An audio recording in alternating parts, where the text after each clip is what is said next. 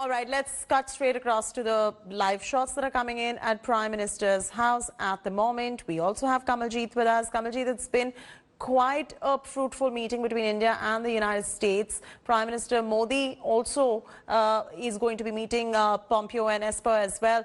If you could just walk our viewers through the big pact between India and US at this point of time. Trump's top aides are meeting Prime Minister Modi as we speak. We're getting those live visuals as well. Well, as Rajnath Singh said, and as Jaishankar mentioned it, this is not a buyer and a seller agreement. This is more of an all-encompassing relationship between United States and India. And obviously, at this point of time, where India is dealing with countries like Pakistan, China, this is the time when relationship with United States is especially helpful when we sign deals like BICA, which gives us a speciality and capabilities to have real-time satellite images as well as maps. These are something which are crucial for missiles, for drones, for targeted attacks. But clearly, at this point of time, there are security concerns. And as Mike Pompeo also put it, this is important for citizens of both United States and India. They're looking at a relationship which is fruitful to both the countries. We are looking at development, and trust is an important factor. India is a trusted ally of United States and vice versa. So clearly they're looking at a relationship which will benefit. And we've only gone from strength to strength in the past decade or so. So in the past 5 years, we've signed two other important deals, which is obviously COMCASA in 2018. And then we also had deals of Lamau in 2016. So this is something that America has been keenly looking at. They have supported us as far as the LAC action against China is concerned. They've also put pressure on Pakistan, where infiltration and cross-border violations have not stopped. So yes, India looking at that particular benefit, and we're looking at business, we're looking at our students there, we're looking at various aspects where America can benefit India. And this is something that as far as vaccines and medicines, and remember, remdesivir is concerned, that also was mentioned in. So clearly, this is beyond give and take, and this is a relationship between the oldest democracy and the largest one, and only moving from strength to strength. Absolutely. That's the latest coming in right there. Military to military cooperation progressing very well. That is the statement that was made by Defense Minister Rajnath Singh even on the India-US 2+2 dialogue. That press conference and the joint statement just wound up, and the visuals that are coming in at the moment are of US Defense Secretary Mark Esper and Secretary of State Mike Pompeo meeting Prime Minister Narendra Modi. That's the latest coming in at the moment. Kamaljeet was getting us up to speed. In fact, Foreign Minister Jaishankar even ended up saying the performance of our relationship in the last 3 years between India and the United States has been extremely positive.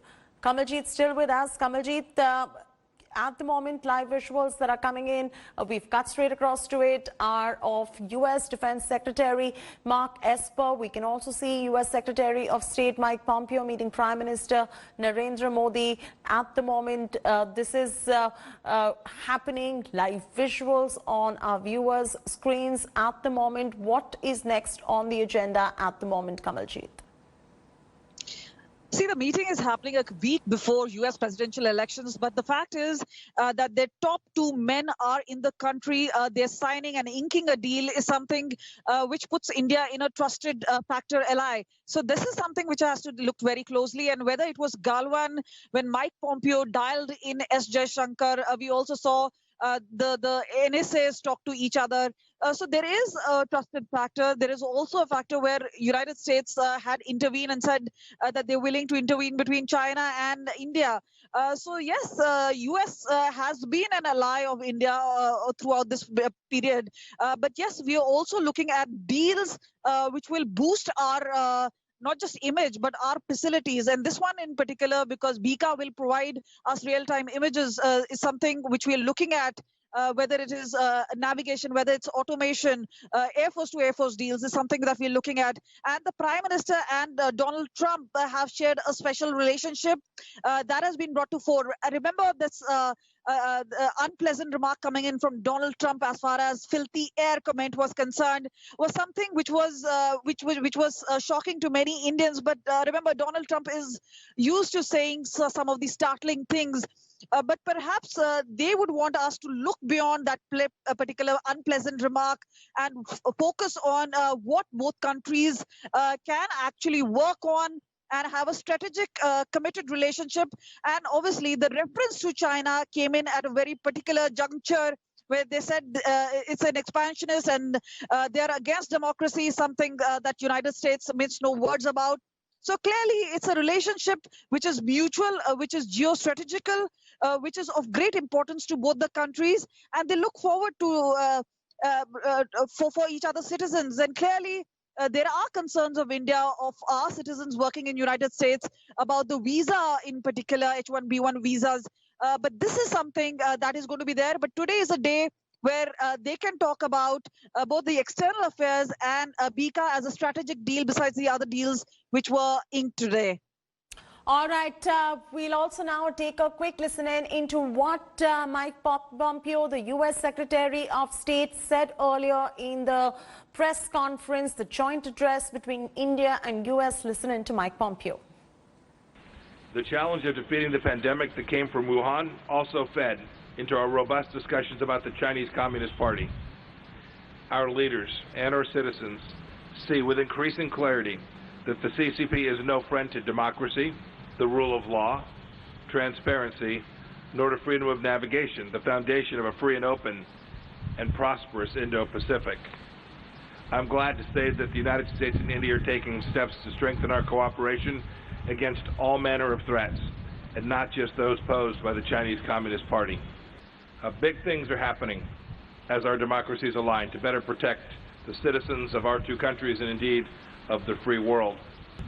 Thanks to Prime Minister Modi and President Trump's leadership and our shared values, our ties are growing stronger day by day.